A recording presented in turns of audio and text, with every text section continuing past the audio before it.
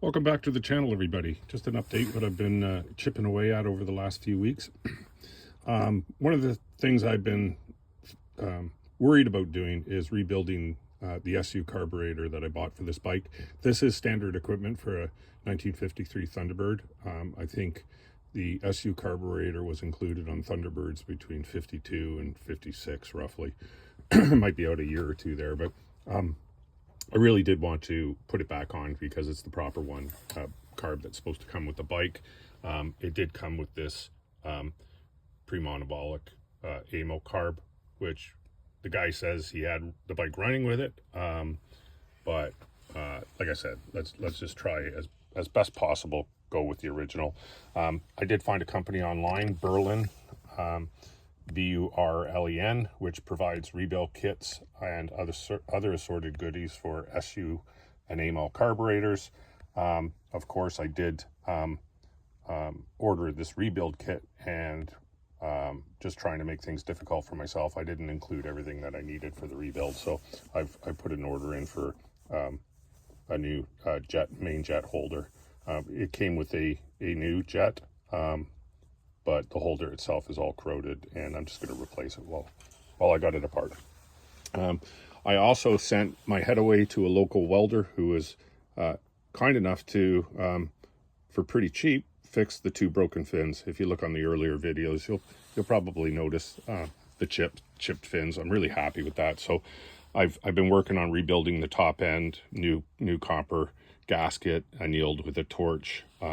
The rocker boxes are just sitting right now because I tried to time the motor, and I just wanted to make sure there was no contact between those pistons that a lot of people online were suggesting sat too high in the barrels. There's no contact whatsoever, and it seems to rotate without issue. Moving on, I did try and time the motor, and I've discovered that I'm having some problems with the auto advance unit. I think the spring is likely gone in it.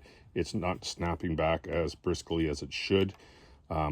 This needs to be fluid, and during regular operation, this bolt's going to come loose. It has to be torqued down, and if I do that, you'll notice that the auto advance unit barely snaps back. So I've got to look into, when I rebuilt the magneto, do I have a problem with the shaft being too worn, or is this too worn? So I'm going to look at that next.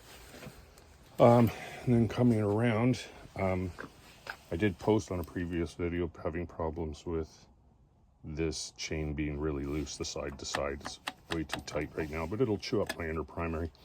I've decided that this gear is probably too worn, and I'm not even sure this chain is the right one any longer because there's a link in it, and it should install as one single unit. I don't think the chain's supposed to have a link. So buying a basket case, you never know what you're going to get, and I think at this point it's safe to assume that despite the fact that I thought both were serviceable, if it's going to cause problems running it that way, I should replace them.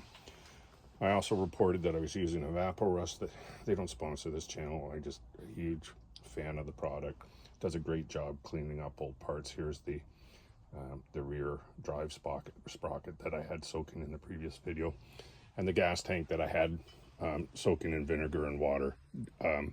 That didn't work at all. So that little hint simply didn't pan out for me. I ended up using Evaporust, and now I'm really happy with the way it looks.